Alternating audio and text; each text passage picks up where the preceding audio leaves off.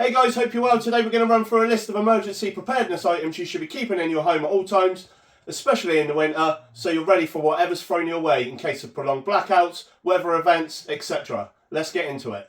So first thing on the list, light. Make sure you've got torches and always make sure you've got plenty of batteries to keep them powered as well. Next up, still light, but long-term light with no power at all, candles. Always keep some candles in your house. And don't forget to keep a few working lighters in your house and a box of matches too. Next up, a power bank. Try and keep a good quality power bank charge in your house at all times so you've got a way of charging up devices for communication and emergencies. Talking of communication, get yourself a small little radio, whether it's battery powered or like this, a little hand crank radio, and that way it'll just keep you in the loop with any broadcasts in an emergency situation you need to listen into.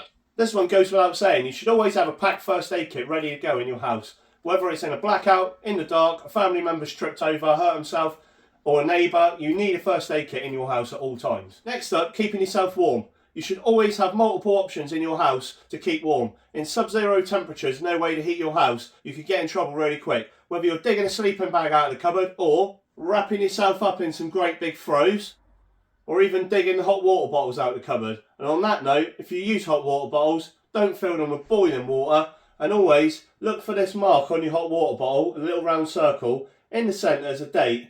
This one is 2022. If your hot water bottle's over say 5 years old, you really should think about replacing it. I've got a friend who actually had a hot water bottle burst on them last year on their lap, and they ended up in hospital with severe burns and scalding. So make sure your hot water bottle's not ancient. So dig your hot water bottles out, get them out of the covers, give them a little stretch, make sure there's no perishing and cracking. If in doubt, chuck it away, get a new one. They're a cheap, easy to get item and they're really good at keeping you warm. Next up, you want a couple of off-grid options for boiling water and heating up food.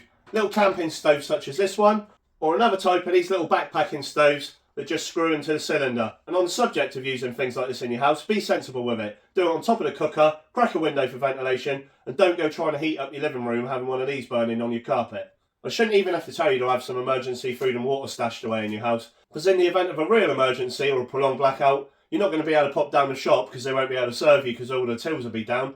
And trust me, the local takeaway won't be delivering to your house either. And lastly, if you've got the means to do it, hook yourself up with a generator or something like this solar generator. This little unit here packs a serious punch. I can run the Wi-Fi router off this, giving us online capability. I can run a TV off this for hours and hours and hours to keep the kids entertained, charging their games consoles, etc. And I have run my fridge freezer with this solely on this for 10.5 hours.